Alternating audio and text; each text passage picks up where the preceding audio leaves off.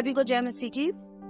आज हम लोग पढ़ेंगे पहला पत्रस 3 अध्याय उसका 19 से लेकर 21 वचन तक। एक बार हम रीड करेंगे और फिर हम आगे की ओर जाएंगे। उसी में उसने जाकर कैदी आत्माओं को भी प्रचार किया, जिन्होंने उस बीते समय में आज्ञा ना मानी, जब परमेश्वर नूह के दिनों में धीरज धरकर ठहरा रहा और वह जहाज बन रहा था, जिसमें बैठकर थोड़े लोग अर्थात 8 प्राणी पानी के द्वारा बच गए। उसी पानी का दृष्टांत भी अर्थात बपतिस्मा यीशु मसीह के जी उठने के द्वारा अब तुम्हें बचाता है। इससे शरीर के मैल को दूर करने का अर्थ नहीं है, परंतु शुद्ध विवेक से परमेश्वर के वश में हो जाने का अर्थ है। वह स्वर्ग पर जाकर परमेश्वर की दाहिनी ओर बैठ गया और स्वर्गदूत और अधिकारी और सामर्थी उसके अधीन किए गए हैं। आइए प्रार्थना। परमेश्वर पिता, धन्यवाद देते हैं इस दिन इस समय के लिए। प्रभु, हम कहते हैं कि हमें आपकी जरूरत है, आपके वचनों को समझने के लिए, इसकी गहराई में उतरने के लिए प्रभु, इसके मायने को जानने के लिए प्रभु, और हर एक वचन के पीछे जो आपका मकसद है और जो बात आप मुझे बताते हैं, उस बात को खोल खोल कर परत परत कर परखने, जानने, समझने के लिए प्रभु मुझे आपकी जरूरत है। परमेश्वर, प्रार्थना करती हूँ प्रभु, अपने आत्मा की बहुतायत को हम पर उंडेल दीजिए, हमारे आत्मिक कानों को खोल दीजिए प्रभु, ताकि आपकी आत्मा के द्वारा हम सुन सके। परमेश्वर, हमारी अगुवाई करे प्रभु, हमारा बुद्धि, हमारी समझ, हमारा ज्ञान, हमारे एक्सपीरियंसेस नहीं प्रभु, आपकी आत्मा का यीशु मसीह के नाम में मांगते हैं, आमीन। परमेश्वर का वचन पहला पत्रस 3 अध्याय उसका 19 से लेकर 21 वचन तक बताता है। उसी में उसने जाकर कैदी आत्माओं को प्रचार किया। किसने? यहाँ हम यीशु मसीह की बात कर रहे हैं। इस वचन का ओरिजिन 18 वचन से है। हम देखते हैं, इसीलिए कि मसीह ने भी अर्थात अधर्मियों के लिए धर्मी ने पापों के कारण एक बार दुख उठाया, ताकि हम परमेश्वर के पास पहुंचाए, हमें परमेश्वर के पास पहुंचाए। और शरीर के भाव से तो घात किया गया, पर आत्मा के भाव से जिलाया गया। संसार की नजरों में जो नुकसान दिखता है, वो हमारे घर को जला देंगे, ये तो हमारा घर है ही नहीं, हम तो यात्री हैं। वो हमारे पैसों को लूट लेंगे, जो थोड़ा बहुत हमारे पास है प्रभु और देगा, उसको पता है, हर दिन की जरूरत वो पूरा करता है। आत्मा को वो छू नहीं सकते, वो हमने प्रभु के हवाले कर रखा है। शरीर को वो घात करने की कोशिश करेंगे, लेकिन उसमें भी प्रभु की महिमा होगी। तो मसीह के बारे में ये जब हम 19 वचन पढ़ते हैं, उसी में मतलब किसी में जब उसे सताया गया और उसी पे उसको सूली पे चढ़ाया गया, तो उन लोगों को लगा उसने नाश कर दिया, उसे नाश कर दिया गया, बट शरीर में उन्होंने उसको खत्म कर दिया, बट आत्मा में वो जी उठा। और उसी हालत में, उसी सताव के हालत में उसने जाकर कैदी आत्माओं को भी प्रचार की। जब हम कैदी आत्माओं की यहाँ बात करते हैं, तो बहुत सारे लोगों की बहुत सारी टीचिंग्स है इसके बारे में। बहुत सारे लोग अलग अलग मान्यताएं लेकर बैठे हैं। कुछ लोग बोलते हैं जो स्वर्ग से गिरी हुई आत्माएं थी, कुछ लोग कहते हैं कि वो आत्माएं हैं जो परमेश्वर के विरोध में चलती है, परमेश्वर ने बांध रखी। लोग अलग अलग थियोलॉजी, अलग अलग लोगों ने इसके लिए सिद्धांत बना रखे हैं। बट मेरा सिंपल मानना है, अगर आप इसके आगे के वचन 20वें वचन को देखते हैं और 19 को एक्सटेंशन में पढ़ते हैं, 20 को, जिन्होंने उस समय आज्ञा ना मानी, ये वो लोग हैं जिन लोगों ने प्रभु की आज्ञा नहीं मानी, लेकिन मर गए उस समय, नोहा के समय या उसके आगे पीछे समय। परमेश्वर नहीं चाहता था कि न्याय के दिन, जब धरती, पानी, तब अपनी आत्माओं को, जो सोए हुए हैं, उनको प्रभु के सामने खड़ा करेगा। वचन बताता है, न्याय के दिन सब जो मरे हुए हैं वो जी उठेंगे, और जो जिंदा है वो बदल जाएंगे। पलक झपकते ही वो बदल जाएंगे। तुरही की आवाज होते ही, ध्यान से सुनिएगा। तो हम परमेश्वर के सामने ये सवाल ना कर सके कि यीशु जब आया, यीशु जब मारा गया, गाड़ा गया, तब हमने उसके बारे में सुना। लेकिन यीशु के आने से पहले के जो लोग हैं, जो उसका इंतजार करके सो गए, तेरे वचन को मानते हुए, खराई में चलते हुए, तेरा इंतजार करते हुए, हम इब्रानियों 11 में पढ़ते हैं, उस वाचा की जगह को, उस आशीष को, उस आशा को अब्राहम ने कल्पना की, दूर से लेकर पर पहुंच ही नहीं पाए। ऐसे लोग जो मसीह में, ऐसे लोग जो इंतजार करते सो गए, जो उस आशा के लिए जी रहे थे, वो लोग जो प्रभु के सामने खड़े होंगे, बोलेंगे प्रभु मेरी क्या गलती है, मैं यीशु के पीछे नहीं चला, मैं तो यीशु को जानता ही नहीं था। ऐसे लोगों को जवाब देने के लिए, ऐसे लोग ऐसे सवाल प्रभु के सामने ना रखें, क्योंकि हमारा परमेश्वर पक्षपाती नहीं है। यीशु जब क्रूस पे चढ़ाया गया, तीसरे दिन जी उठा, पर ये चढ़ाए जाने और जी उठने के बीच का ये जो टाइम था, यीशु उन सोई हुई उन आत्माओं को जाकर प्रचार करने लग गया जो रखी गई है न्याय के दिन के लिए। और इसका एक्सप्लेनेशन आगे मिल जाता है अगर हम 4 अध्याय उसका 6 वचन पढ़े तो। क्योंकि मरे हुओं को भी सुसमाचार इसीलिए सुनाया गया कि शरीर में तो मनुष्यों के अनुसार उनका न्याय हो, पर आत्मा में वह परमेश्वर के अनुसार जीवित रहे। और प्रभु का वचन बताता है कि ये वो लोग, यीशु ने सुसमाचार सुनाया ताकि शरीर में वो खत्म हो गए। हम भी शरीर में न्याय के लिए नहीं जाएंगे, ध्यान दीजिएगा, हम भी बदल जाएंगे, आत्मिक रूप में न्याय के लिए जाएंगे। तो जब न्याय के सामने सारा संसार के जीवित लोग और मरे हुए लोग उसका जीव होकर खड़े होंगे, तो सब आत्मिक रूप में होंगे, सब एक जैसे होंगे।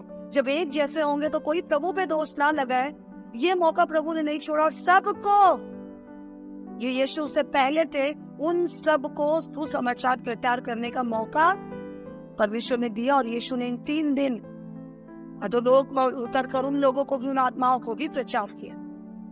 कौन सी आत्मा है, हम कंफ्यूज ना हो कि ये स्वर्गदूत है, कौन है, तो सिंपल लिखा है नोहा के दिनों में जिन्होंने बात नहीं मानी। नोहा जब उस जहाज को बना रहा था, उस समय से पहले भी हम देखते कायन ने आबिल को मारा। हम देखते हैं कि बुराइयां फैलती जा रही थी। हम बहुत सारे एग्जाम्पल्स उन दिनों के देखते हैं, तो हमें एक बात समझ आती है कि प्रभु उनके साथ साथ था, बातें करता था। आदम और हव्वा अदन की वाटिका में थे, लेकिन हव्वा बहक गई, बात नहीं मानी। ऐसे प्रभु की बात नहीं मानने वाले बहुत सारे लोग, मनमानी करने वाले, विनाश की ओर जाने वाले बहुत सारे लोग थे। नोहा की दृष्टि प्रभु की ओर थी। जब नोहा नाव बना रहा होगा तो भी बहुत लोग बोल रहे होंगे कि क्या बना रहे थे। नोहा ने बताया होगा, परमेश्वर ने कहा जन प्रलय आने वाला है, लेकिन उन लोगों ने बात नहीं मानी और फाइनली नोहा का परिवार बच गए। लेकिन इम्पोर्टेंट बात यह है कि उस समय प्रभु से पहले के समय के लोग, नोहा के टाइम और वैसे समय के लोग जो यीशु को नहीं जानते थे, उनको भी सुसमाचार सुना दिया गया। 3 दिन यीशु ने ये काम किया और इसको हम रिलेट कर सकते हैं। Find this as simple as that. तो उसी अवस्था में आत्मिक रूप में यीशु ने जाके उन लोगों को प्रचार किया, वो भी सताया गया। केवल यही बात यहाँ पे प्रभु मुझे और आपको क्लियर करना चाहते, हम भी सताए जाएंगे अंत तक, वो भी सताया गया। लेकिन जो बहुत इंपॉर्टेंट बात ये पैसेज मेरे और आपके सामने क्लियर करना चाहता है, वो है 20वां और 21वां वचन। एक बार पढ़ दीजिए 21 वचन स्पष्ट। उसी पानी का दृष्टांत भी अर्थात बपतिस्मा यीशु मसीह के जी उठने के द्वारा अब तुम्हें बचाता है। इससे शरीर के मैल को दूर करने का अर्थ नहीं है, परंतु शुद्ध विवेक से परमेश्वर के वश में हो जाने का अर्थ है। यस। उसके बाद वचन बताता है उसी पानी का दृष्टांत जो नूह के टाइम में उन लोगों को बचाया, वही बपतिस्मा तुम्हें भी बचाता है। इसका मतलब ये नहीं है शरीर का मैल दूर करना, इसका मतलब है शुद्ध विवेक से उसमें एक हो जाना। हमें बहुत ब्यूटीफुल इलस्ट्रेशन, यहाँ बहुत ब्यूटीफुल एग्जाम्पल पत्रस यहाँ आपके और मेरे सामने रख रहा है। मैं बहुत साधारण शब्दों में इस वचन को क्लियर करने की कोशिश करूंगी। उसने कैदी आत्माओं को प्रचार किया जो सो गई थी, वो आज आपके और मेरे सामने मर के जी उठा प्रेरितों के जरिए और बहुत सारे मसीह दातों के जरिए वो सुसमाचार मेरे और आपके पास आ पहुंचा है। उसके बाद प्रभु का वचन बताता है बपतिस्मे के जरिए जो लोग उसके जहाज में थे। अब ये उदाहरण है, नोहा के जहाज में जो लोग थे वो 8 लोग बच गए। पुराने समय से, पुरानी दुनिया से नई दुनिया में कौन आ पाया जो नोहा के जहाज में थे? पुरानी दुनिया से नई दुनिया में, नई दुनिया को कौन देख पाया? जो लोग उस जहाज के अंदर थे। लेकिन जो लोग जहाज के बाहर थे उनका क्या हुआ? सब नाश हो गए, उस जल प्रलय में सब खत्म हो गए। जैसे नोहा का परिवार उस जल में भी पूरी तरह डूब कर बाहर से बच गया क्योंकि वो जहाज के अंदर था, वैसे ही अब जो मसीह में है वो ही बच पाएंगे। ये सिंपल सी बात है। अगर हम अक्सर कहते हैं कि अगर हमें यहाँ से मेरठ की तरफ जाना है, एक बस है जो मेरठ जाती है।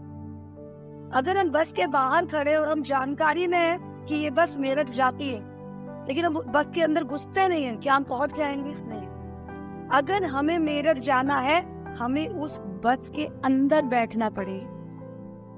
बस के अंदर बैठना पड़ेगा। बस के अंदर बैठने के लिए हमारे पास वो पैसा होना चाहिए कि हम टिकट ले। और एक और बात का ध्यान रखना है कि बीच में हम कहीं उतरे ना। हम यहाँ से तो बस में बैठ गए, पर अगर हम बीच में उतर जाएंगे तो हम मेरठ, अपने डेस्टिनेशन जहाँ पर हमें पहुंचना है, अपने गंतव्य स्थान पे हम पहुंच नहीं पाएंगे। ये वचन बताता है कि उस समय बहुत सारे लोगों ने बात नहीं मानी, बपतिस्मे के द्वारा वो बच गए। वो दृष्टांत की तरह वो एक जहाज के अंदर थे। आज हम लोग भी अगर जहाज के अंदर हैं तो हम भी बच सकते। ये वचन सुनने के बाद बहुत लोग सोचेंगे कि इसका मतलब है बपतिस्मा लेना बहुत जरूरी है। बपतिस्मा नहीं लिया तो स्वर्ग राज्य में पहुंच नहीं सकते हैं, बचाए नहीं जाएंगे। तो हमारे लिए एक बहुत इंपॉर्टेंट बात है कि हम लोग जाए, फटाफट किसी पादरी से कहे और पानी में डुबाए जाए। और लोग यही सोचकर, आधा अधूरा सोचकर जाते हैं, खुद को पानी में डुबवा लेते हैं, क्योंकि उनको लगता है बपतिस्मा ले लिया तो हम यीशु में जुड़ गए। बहुत ध्यान से सुनिएगा, this versus has a very deep meaning. यहाँ पे बपतिस्मा का एग्जाम्पल लेकर उन लोगों के बचाए जाने की बात इसलिए कही गई है क्योंकि वो लोग इस दुनिया के एक पीढ़ी में एक और थे। आप समझ रहे हैं, 40 दिन के दिन रात की बारिश के बाद जब ये लोग जहाज से बाहर निकले हैं तो वो दुनिया नहीं थी जिसमें जहाज के अंदर घुसे थे। वो दुनिया बदल चुकी थी। पहले चारों तरफ पत्थर, पहाड़, पड़ोसी थे। ये अब चारों तरफ कोई भी नहीं था। एक नई दुनिया, नए लोग, नया माहौल, नयापन मिला उनको। वो लेकिन ये 40 दिन तक उस नाव के अंदर बने हुए। ये वचन बताता है कि वो दृष्टांत की तरह है, अर्थात बपतिस्मा वैसे यीशु मसीह के जी उठने के द्वारा अब तुम्हें बचाता है। जैसे उनको उस नाव ने बचाया, वैसे ही यीशु मसीह तुम्हें और मुझे बचा। कब? जब हम उसमें जुड़ जाते हैं। हम उसमें कैसे जुड़ते हैं? जैसे उन्होंने बपतिस्मा लिया एक तरह से पानी में, हम भी बपतिस्मा लेकर यीशु के साथ आगे बढ़। तो क्या किसी प्रभु के दास के सामने जाना और ये कहना कि प्लीज आप मुझे बपतिस्मा दे दीजिए, मुझे यीशु में जुड़ना है क्योंकि मैं नाश नहीं होना चाहता, और उसके बाद डूब जाना, क्या ये हमें प्रभु के उद्धार को दिलाएगा या बचाएगा? वो क्वेश्चन पतरस यहाँ पर एड्रेस करना चाहता है। पतरस हमें बताना चाहता है, प्रभु का वचन हमें सिखाना चाहता है कि हम गहराई से जाने कि वास्तविक बपतिस्मा है क्या। और इसीलिए वचन कहता है ये शरीर के मैल को दूर करने की बात नहीं है, बल्कि विवेक को शुद्ध करने की बात। हमें जानना बहुत जरूरी है अगर हम ये कैसे समझना चाहते हैं। बैप्टिज्म का मतलब हम ओरिजिनली जानते हैं, बपतिस्मा कोई रिलीजियस, कोई धार्मिक शब्द नहीं था। बपतिस्मा एक पुराना शब्द था। उसका मतलब था डूब जाना, कोई चीज पानी में पूरी तरह डूब जाना, डिप हो जाना, ड्रॉन हो जाना, पूरी तरह पानी में समा जाना। लेकिन थोड़े टाइम के बाद यहूदी लोगों में एक प्रथा हो गई। यहूदी लोगों में एक प्रथा थी कि यहूदी लोग क्या करते थे, ये एक सिंपल शब्द था, इस शब्द का इस्तेमाल यहूदियों ने करना शुरू किया। और वो शब्द धर्म, जैसे नाव उनकी पानी में पूरी डूब गई थी, वो नाव तब बपतिस्मा नहीं था। अब उसको बपतिस्मा की तरह हम सुन रहे हैं, बट उस समय पूरे चारों तरफ पानी था, ऊपर से बारिश हो रही थी, चारों नाव की चारों तरफ पानी था, नीचे पानी था, तो पानी के अंदर नाव डूबी हुई थी। किसी भी चीज का पानी में डूब जाना मतलब बैप्टिज्म हो जाना। बैप्टिज्म अपने आप में कोई धार्मिक प्रक्रिया नहीं है। लेकिन जब यूहन्ना बपतिस्मा देने वाला आया कि बीच में यहूदी लोग जब मंदिर में जाना होता था तो मंदिर में जाते टाइम पैर धोकर नहीं तो शारीरिक शुद्ध करके, बाइबल अगर हम न्याय व्यवस्था पढ़े तो उसमें बहुत सारे शारीरिक अशुद्धियों को बताती है। किसी को शरीर से रक्त बहता है, कोई मांस को छू कर आया है, तो यहूदी लोग क्या करते थे, मंदिर जाते समय वो लोग सबको इस तरह से पानी में डुबा देते थे, धो देते थे ताकि शरीर से शुद्ध होकर, शारीरिक शुद्धिकरण का एक तरीका था बपतिस्मा, एक तरह से देखा जाए तो। वो पानी छिड़कते होंगे, वो हाथ पैर से धोते होंगे, बट इस तरह से उस टर्म को लिया जाता था। लेकिन ये मसीह के लिए एक महत्वपूर्ण शब्द बन गया यूहन्ना बपतिस्मा देने वाले से। जब यूहन्ना बपतिस्मा देने वाला आया और वो बहती हुई नदी में, यरदन नदी में खड़े होकर लोगों को डुबाने लग गया। किसको डुबा रहा था? ध्यान से सुनिएगा, वो अन्य जातियों को नहीं डुबा रहा था, वो यहूदियों को डुबा रहा था। यहूदियों को डुबाते हुए वो कह रहा था, यहूदी लोग कह रहे थे, हम लोग तो अब्राहम के वंशज है, हम लोग तो वहां से आए, हमें क्या जरूरत है कि हम तुझसे बपतिस्मा ले, तो वो साफ साफ यूहन्ना बपतिस्मा देने वाला, अगर सुसमाचार की पत्रियों में पढ़े तो यूहन्ना साफ साफ कहता है कि परमेश्वर पत्थरों से भी अब्राहम के लिए संतान उत्पन्न कर सकता है।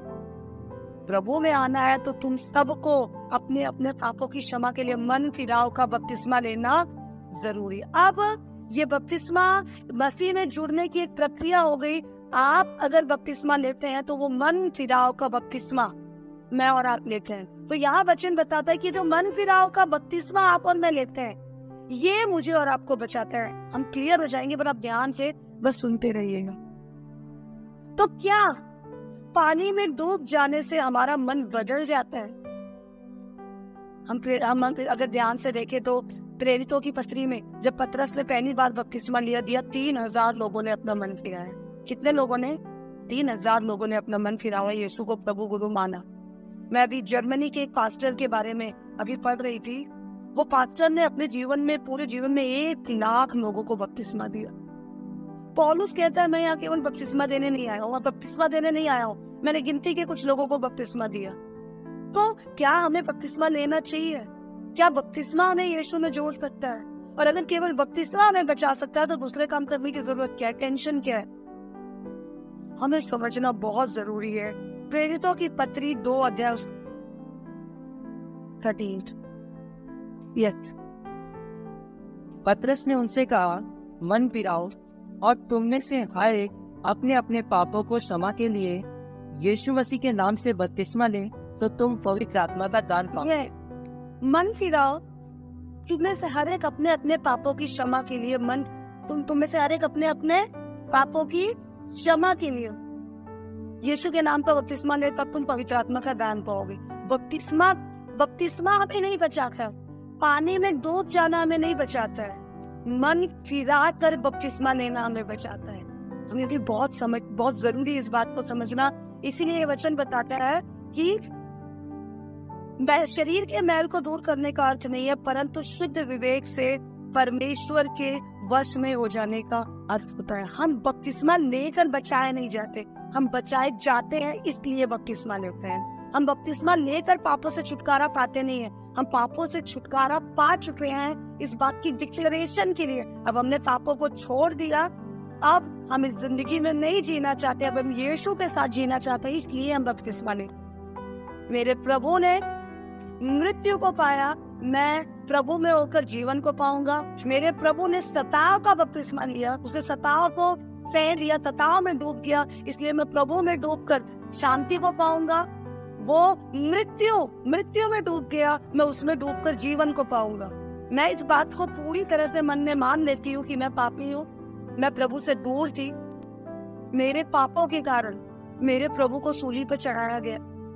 अब मैं पाप में नहीं जीऊंगी, मैं मसीह में बचाई गई हूँ, मैं मसीह में नई सृष्टि हूँ। जब हम इस बात को अपने मन में पूरी तरह मान लेते हैं, तब हम बपतिस्मा लेते हैं कि बस अब सब कुछ पूरा हो गया, अब मैं यीशु से जुड़ सकती हूँ। बहुत कंफ्यूजन है लोगों को लगता है हम यीशु में जुड़ गए, अब हम पाप छोड़कर आगे आगे चलेंगे। नहीं, हम बचाए गए हैं, हम छुटकारा पा चुके हैं, हमने अपने पाप की जिंदगी को छोड़ दिया है, हम समझ गए हैं, इसलिए हम बपतिस्मा लेते हैं। इसीलिए अब ध्यान से सुनिएगा, जब फिलिप्पुस को परमेश्वर का आत्मा ने खोजा के बारे में बताया, खोजा आराधनालय से आ रहा था और वो प्रभु के वचन को पढ़ रहा था, उसे कुछ समझ नहीं आ रहा था। फिलिप्पुस ने खोजा से पूछा, हे खोजा, जो तू पढ़ता है तुझे समझ आता है? खोजा ने बोला, जब मुझे कोई नहीं समझाया तो कैसे समझूं? खोजा ने अच्छे से सुना, सुन सुनकर उसका मन बदल गया और उसको पता चला, प्रभु में छुटकारा है, प्रभु में आनंद है, अब मैं प्रभु के साथ साथ चलूंगा, अब मैं प्रभु को ग्रहण करूंगा। उसने मन फिराया, पापों को छोड़ा और उसके बाद उसने बपतिस्मा लिया। बपतिस्मा ने उसे बचाया नहीं, वो बच गया, मन में वो बदल गया कि वो same, so he was baptised. हम कुरनेलियुस के बारे में पढ़ते हैं, कुरनेलियुस दान देता था, आज्ञा तो मान ही रहा था ना, कुरनेलियुस दान देता था, प्रार्थनाएं करता था। प्रभु का वचन बताता है, स्वर्गदूतों ने आकर कहा कि हे कुरनेलियुस, तेरी प्रार्थनाएं और तेरे दान स्मरण के लिए प्रभु के सामने लाए गए। उसके बाद प्रभु का दास आता है, कुरनेलियुस को प्रचार करता है। कुरनेलियुस पहले ही आज्ञा मान रहा था, लेकिन अब वो जान गया, दिल से जान गया कि यीशु मसीह में ही बचाव है, मैं पापी हूँ और मेरा प्रभु मेरे लिए सूली पर मारा गया। कुरनेलियुस ने अपने मन को फिराया, इसलिए उसने बपतिस्मा लिया। हम बपतिस्मा लेके मन को नहीं फिराते हैं, हम मन को फिरा के बपतिस्मा लेते हैं। हम बपतिस्मा लेके नहीं बचाए जाते, हम बचाए गए हैं, इसलिए हम बपतिस्मा लेते हैं। प्रभु का वचन बताता है कि बपतिस्मा लेकर वो लोग बचाए गए क्योंकि वो उस नाव में जुड़े हुए थे। हम उसी तरह दृष्टांत की तरह है, अगर हम यीशु में जुड़े हुए हैं, हमने बपतिस्मा लिया है, तो हम बचाए जाएंगे। इसका मतलब पानी में डूब जाना नहीं है केवल, इसका मतलब ये है अपने आप को तैयार करके, अपनी पुरानी जिंदगी को छोड़कर, अपने पाप की जिंदगी को छोड़कर, अपने मन को फिराकर यीशु में समा जाना, यीशु में एक हो जाना। वो मान लीजिए वो बस यीशु मसीह है, हम उस बस के अंदर आ जाते हैं, लेकिन बस के अंदर आने के लिए टिकट चाहिए। वो टिकट है मन फिराना। हम बस के अंदर आके प्लान नहीं करते। अगर हमारे पास टिकट नहीं है तो हम उस बस में घुसेंगे ही नहीं।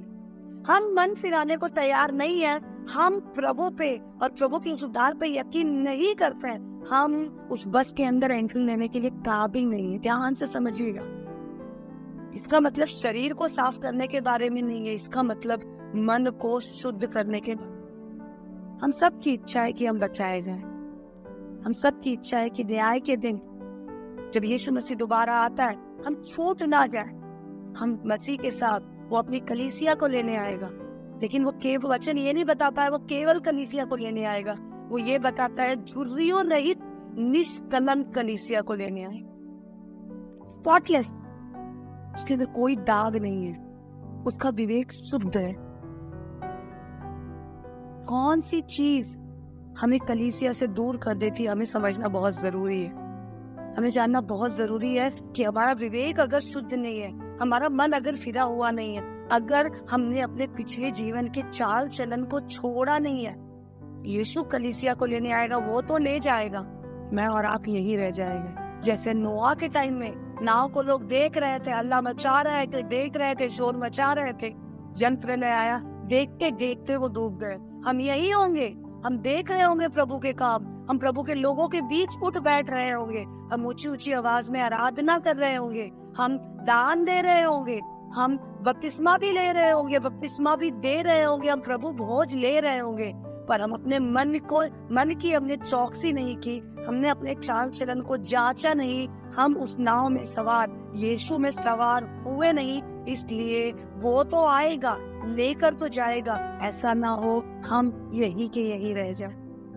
जल प्रलय में सबका डूब जाना, आग में, नरक में सबके जल जाने को एक तरह से दर्शाता।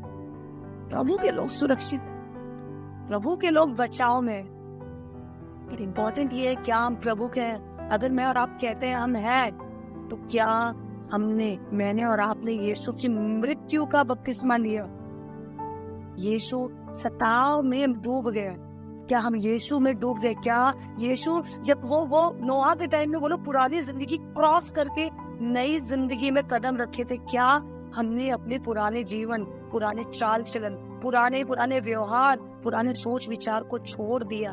तो हमने अब भी नहीं छोड़ा है, हमारा मन, हमारा विवेक अभी भी शुद्ध नहीं है। This is very dangerous, this is very dangerous. हम भ्रमित है, हमें लगता है हम पानी में डूब गए और हो गया बपतिस्मा। मैं पास्टर के बारे में मैं सुन रही थी अभी, वो पास्टर बता रहे थे कि वो नदी में बपतिस्मा दे रहे थे और एक औरत आई और एक औरत आकर बोलती है, ये आप लोग क्या करते हो? ये क्रिश्चियन लोग पागल है क्या? आप लोग पानी में डूबते हो, हम तो घर में वैसे भी डूबते हैं, पानी में डूब के आप लोग एक जन के सर पे हाथ रख के डुबाते हो, दूसरे लोग गाना गा रहे होते हैं, नहाने के लिए गाना गाने की क्या जरूरत है? तब ये पास्टर ने बताया हम लोग मस्ती के पीछे चलने वाले जन हैं। हम लोग यकीन करते हैं हमारा प्रभु मृत्यु को पार कर गया, हम भी प्रभु के साथ होना चाहते हैं, लेकिन एक शर्त पर, हम पाप में प्रभु के साथ नहीं रह सकते। यूहन्ना की पत्री 15 अध्याय 1, 2, 3 वचन आप पढ़ेंगे तो उसमें साफ साफ लिखा है, जो डाली मसीह में है पर बनी नहीं रहती, उसे वो काट डालता है। हमारे विवेक शुद्ध नहीं है, हमने कितना भी शारीरिक बपतिस्मा लिया हो, हमारा बचाव नहीं। पहले बचाव होता है, फिर बपतिस्मा होता है। उन्होंने कहा हम प्रभु यीशु को अपना प्रभु गुरु उद्धारकर्ता स्वीकार करते हैं, मानते हैं। Our God, our Lord died on the cross for us. मेरा प्रभु मेरे गुनाहों के लिए मारा गया। ये जो लोग बपतिस्मा ले रहे हैं, ये लोग जो नहा नहीं रहे हैं, ये लोग ये सिंबॉलिक रूप से, सांकेतिक रूप में बता रहे हैं कि हमने अपनी पुरानी जिंदगी को छोड़ दिया। छोड़ने के लिए नहीं, छोड़ने के लिए नहीं। इंसान, जब हम कहते हैं ना बपतिस्मा का मतलब है मर जाना, दफन हो जाना। कोई ऐसा है जो दफन होने के बाद अपनी सांस को छोड़ता है? सांस को छोड़कर दफन होता है ना, समझ रहे हैं? फिर नए सांस, नए जन्म को पाता है। हम अपने पुराने जिंदगी में मर गए, छोड़ दिया, तब हम दफन हो गए, ताकि हम नए शरीर के साथ, नए मन के साथ दफन होकर जी उठना यीशु के पुनरुत्थान की ताकत को दिखाता है। हम पाप के साथ नए जन्म में नहीं प्रवेश कर सकते। हम नया जन्म पा के उसमें हम पाप को छोड़कर नए जन्म में प्रवेश कर सकते। तो अपने मन को फिराकर अपने प्रभु के साथ चलने का, जीने का, मरने का वायदा करके प्रभु के साथ एक हो जाने के उस पागलपन में ये लोग बपतिस्मा ले रहे हैं। उस औरत ने पूरे सुसमाचार को सुना और सुनकर उसने कहा, ओह आई बिलीव, मैं यकीन करती हूँ तुम्हारा प्रभु, मैं उसकी उपस्थिति को महसूस कर सकती हूँ। मैं भी तैयार हूँ अपने पापों को मानने के लिए।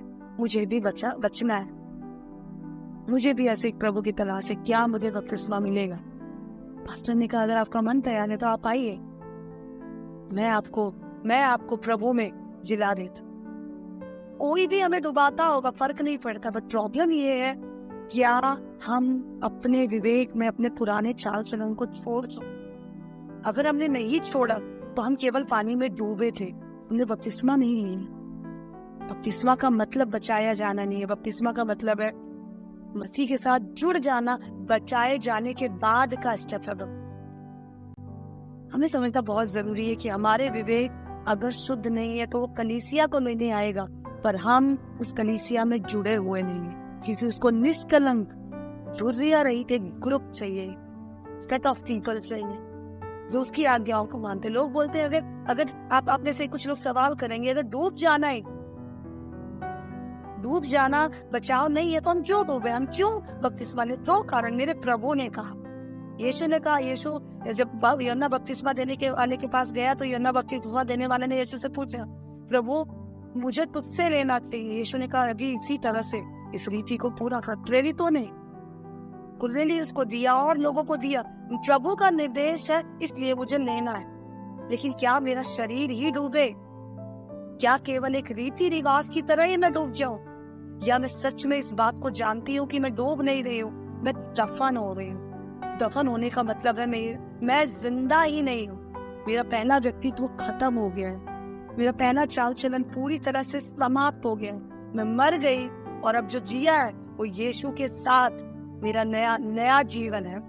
क्या मैं उस नए जीवन के अनुसार हूँ? आकर प्रभु का वचन बताता है, बचाए जाने के लिए यीशु ने इतनी मेहनत करी, उसने कैदी आत्माओं तक को जाते प्रचार किया। तो क्या तुम बचाए गए हो? क्या तुम्हारे विवेक शुद्ध है? स्वर्ग और पृथ्वी का सारा अधिकार उसके पास है।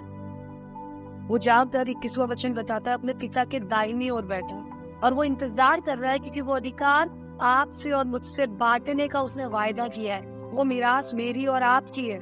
5वां वचन, पहला अध्याय, पहला पत्रस हमें बताता है, वो मिरास, वो स्वर्ग राज्य का पूरा धन, वो वैभव मेरा और आपका है। और जब हम यीशु को स्वीकार करते हैं तो हम उस अधिकार को भी स्वीकार करते हैं। यीशु मसीह ने कहा, जाओ सुसमाचार का प्रचार करो, लोगों को चेला बनाओ।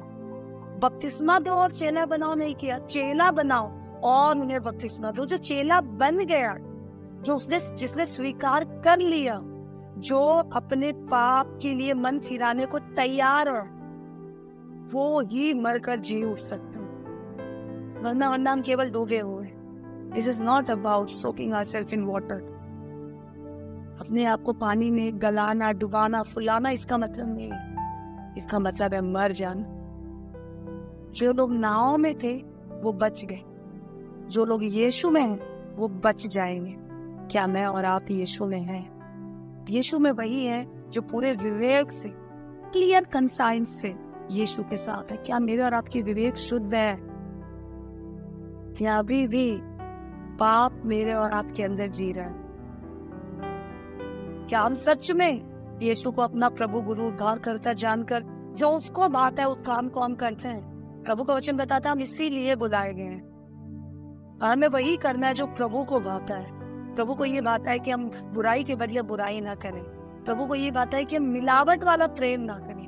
प्रभु को ये बात है हम प्रभु के नाम को लोगों के सामने खराब ना करें। प्रभु को ये बात है कि हम पूरी तरह से अपने अधिकारियों के, अपने जीवन साथी के, अपने रिश्ते के, अपने मालिक के अधीनता में रहे। प्रभु को ये बात है कि जब संसार मुझे और आपको देखता है तो प्रभु की महिमा करे।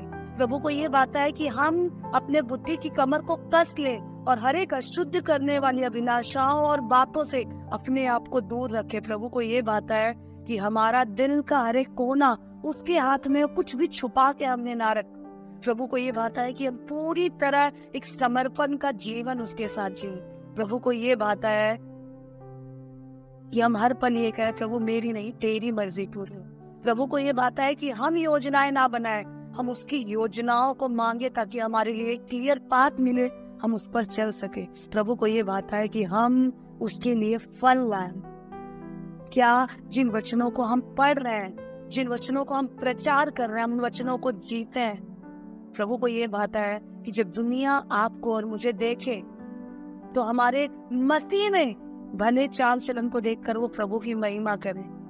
प्रभु को ये बात है कि जो कुकर्मी जानकर मेरे और आपकी निंदा करते थे वो आज मेरे और आपके कारण प्रभु की ओर खींचे चले आए। प्रभु को ये बात है कि जब प्रभु आपको और मुझे पृथ्वी पर अपने कामों को करता देखे तो ऊपर से स्वर्ग से वो कहे कि मेरे बेटे मेरी बेटी मैं तुझसे बहुत खुश हूँ, तेरे लिए एक कमरा तैयार है, बस मैं यही चाहता हूँ तू जल्दी से आ। प्रभु को ये बात है जो स्टेफनुस ने अपने पत्थरवाह के समय किया। लोग उसे पत्थरवाह कर रहे थे, मार रहे थे, तार तार कर रहे थे और स्टेफनुस कहता है हे प्रभु इन्हें माफ कर, क्योंकि प्रभु ये नहीं जानते कि ये क्या कर रहे हैं। प्रभु को ये बात है कि हम पूरी तरह उसके जैसे हो जाए। प्रभु को ये बात है कि जो मुझे देखे वो यीशु मसीह को देखे। अगर हम ऐसा चाल चलन लेकर चल रहे हैं तो हम कह सकते हैं कि मैं बचाई गई हूँ। हम कह सकते हैं कि मैं यीशु में हूँ। हम कह सकते हैं कि मैं उस बचाव के नाव में हूँ। हम कह सकते हैं कि जो दाहिनी ओर बैठकर मेरा इंतजार कर रहा है मैं उसके लिए खुद को तैयार कर रही हूँ। प्रभु को ये बात है कि हम हर समय अपनी मशाल के लिए तेल तैयार रखें, अर्थात आत्मा में हर समय भरे रहे, आत्मा के अभिषेक को हर समय मांगते रहे। प्रभु को बात है हम उसके खोजी रहे। प्रभु को बात है हम कल की चिंता ना करें। प्रभु कहता है आकाश के पक्षियों को देख, मैं उसके लिए भी इंतजाम करता हूँ, क्या मैं तेरे लिए इंतजाम नहीं करूंगा? प्रभु को ये बात है कि हर पल हम वैसे चले जैसे रोशनी की संतान को चलना चाहिए। शुद्ध विवेक, शरीर के मैल को दूर करने के लिए बपतिस्मा नहीं लिया जाता, केवल संसार को दिखाने के लिए बपतिस्मा नहीं लिया जाता। बपतिस्मा लिया जाता है मन फिराने के बाद प्रभु में जुड़ जाने के लिए। एक डिक्लेरेशन है, एक आइडेंटिफिकेशन है कि देखो, हम जब बपतिस्मा लेते हैं तो हम कहते देखो ये मेरा पुराना चाल चलन था, मैं ये छोड़ चुका हूँ, मैं ये फिरा चुका हूँ। अब मेरे और मेरे प्रभु के बीच में एक ही बात रह गई है, उसका एक आदेश कि मैं सांकेतिक रूप से ये दिखाऊं कि देखो मैं अब इस पार नहीं, मैं उस पार जाकर प्रभु के साथ जुड़कर रहना चाहता हूँ। I am identified as a Christian, I am identified as a believer in Christ. मेरी पहचान ये है कि मैं उस पार से आकर जीवित मसीह के साथ जुड़ चुका। भाइयों बहनों, जो लोग नाव में थे वो बचाए गए, जो यीशु में है वो बचाए जाएंगे। बट एक बहुत बड़ा सवाल मुझे और आपको अपने आप से पूछना जरूरी है, क्या मैं और आप यीशु मसीह में हैं? अगर हम कहते हैं हाँ, तो बहुत सिंपल टेस्ट है मेरे और आपके लिए, क्या मेरा और आपका जीवन यीशु मसीह के मसीहियत को और उसके प्रेम को प्रकट करता है? देखो, एक शेर की परछाई में कुत्ता नहीं दिखाई देगा, एक चूहे की परछाई में हाथी नहीं दिखाई देगा, एक लड़की की परछाई में, बड़ी लड़की 25 साल की लड़की की परछाई में 2 साल का बच्चा नहीं दिखाई देगा। हम जो है वही हमारे शेडो में रिफ्लेक्ट होगा। क्या हम मसीह को रिफ्लेक्ट करते हैं? क्या हम मसीह को प्रकट करते हैं? सताओ हो या तारीफ हो, प्रशंसा हो या बुराई हो, प्यार हो या मार हो, मार के समय भी प्रभु नहीं बदला, प्यार के समय भी प्रभु नहीं बदला। जब उसको मारा जा रहा था तब उसने कहा, ए मेरे पिता, इन्हें क्षमा करिए, नहीं जानते ये क्या कर। जब पतरस उसकी तारीफ कर रहा था, प्रभु मैं तुझे जाने नहीं दूंगा, I love you Lord, I will not let you die on the cross. पतरस जब उनसे ये कह रहा था तब यीशु ने कहा, शैतान चुप हो जा। तारीफ में वो फूला नहीं, मार में वो टूटा नहीं। क्या मैं और आप मन से शुद्ध हो चुके हैं? क्या सच में हमने उसकी मृत्यु का बपतिस्मा लिया है? क्या सच में हमने मन फिराव का बपतिस्मा लिया है? क्या मैं और आप उस नाव के अंदर है? क्योंकि वो तो उन्हीं को बचाएगा जो उस नाव में है। और याद रखना, without ticket nobody is allowed. बिना टिकट के यात्रा करना उस नाव में बिल्कुल अलाउड नहीं है। और उसका टिकट है हमारा शुद्ध विवेक, हमारा उसका वीजा है हमारा शुद्ध विवेक। पासपोर्ट ये है कि हम जान लें, पर वीजा ये है कि हम मान लो और चल लें। इसलिए भाइयों बहनों, जब हम इस वचन को सुन रहे हैं तो this is very very essential. ये बहुत जरूरी है कि हम इस बात को जाने। बपतिस्मा लेकर हम मन नहीं फिराते, हम मन फिरा कर बपतिस्मा, क्योंकि उसमें यीशु के साथ एंट्री ही उसकी है जो दफन हो चुका है। जो जिंदा है वो यीशु के साथ नहीं चल सकता। हमारा पाप और हमारा पुराना चाल चलन जिंदा है, हमारी एंट्री ही नहीं है वहां पे। इसलिए आइए, जब हम इस वचन को सुनते हैं तो हम बहुत ज्यादा सोचे ना, बहुत ज्यादा अपने आप को यहाँ वंडर यहाँ घूमे ना, नहीं, अपने आप को अपने अंदर जांचे। क्या मेरा विवेक शुद्ध है? क्या मैं उस नाव के अंदर हूँ या मैं नाव के इर्द गिर्द मंडरा रहा हूँ? क्या मैं यीशु के अंदर हूँ या यीशु के बाहर हूँ और मुझे लग रहा है कि मैं यीशु के अंदर? क्या सच में मैं दफन हो गया? क्या मैंने अपने प्रभु की मृत्यु का बपतिस्मा लिया है? आइए अपनी आंखों को बंद करो। स्वर्ग और पृथ्वी को बनाने वाले मेरे परमेश्वर पिता, धन्यवाद देती हूँ इस दृष्टांत के लिए, और धन्यवाद देती हूँ प्रभु एक नई बात को नए तरीके से हमारे सामने खोलने के लिए। प्रभु ने अपने सारे काम को पूरा किया। धन्यवाद देते हैं प्रभु कि आज आप हमें चिता रहे हैं कि हम अधूरे ज्ञान, अधूरेपन में, अधूरे विचारों में प्रभु, अधूरे डॉक्ट्रिन में प्रभु आपके पीछे चले जा रहे। ऐसा ना हो प्रभु, अब बहुत सी जानकारियां लेकर नर्क में चले जाए प्रभु। मांगते हैं प्रभु की छोटी छोटी बातों में अपने विवेक को शुद्ध करके प्रभु हम बल्कि मसीह में बनेंगे। वो आज एक बार फिर से प्रभु अपने आप को आपके सामने रख। हम जानते हैं पिता कि सारा अधिकार मेरे प्रभु यीशु मसीह के हाथ में आपने कर दिया प्रभु। हम जानते हैं प्रभु की बचाव केवल मसीह में। तो कई बार प्रभु हम इन जानकारियों से हट जाते, हम ऐसा व्यवहार नहीं कर पाते प्रभु जैसा एक मसीह के जन होने के नाते, एक मन फिराव पाए हुए, मन फिराव किए हुए एक जन होने के नाते, या एक नया जन्म पाए हुए जन होने के नाते हमें करना है। ओ परमेश्वर, अपने चाल चलन से, अपने सोच विचार से, अगर मैं उस नाव से, अपने प्रभु से, मसीह से, कलीसिया से अलग हो तो प्रभु मैं माफी मांगती और प्रार्थना करती हूँ प्रभु की एक बार फिर से प्रभु तू मुझे माफ कर और मुझे मौका दे प्रभु की जैसा तू चाहता है प्रभु ऐसे मैं चल सकूं, बन सकूं, शुद्ध विवेक से प्रभु मैं तेरे पीछे आऊं, वो करूं प्रभु जो तुझे भाए प्रभु, वैसे जियो जैसे तू महिमा पाए। यीशु मसीह के नाम में मांगते हैं, आमीन।